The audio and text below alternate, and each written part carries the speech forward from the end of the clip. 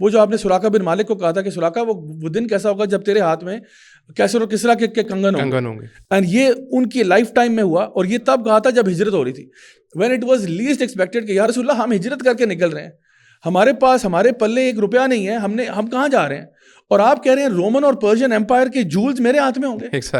How can that be? یعنی آپ imagine کریں ابھی جو پاکستان کے حالات چل رہے ہیں, میں اگر آپ سے کہتا ہوں ڈاکٹر صاحب وہ دن کیسا ہوگا جس دن ڈونلڈ ٹرمپ اور جو بائیڈن کی جو ہے نا گھڑی آپ نے پہنی ہوگی, آپ کہیں صاحب یہ کیسے ہو سکتا ہے, ٹھیک ہے.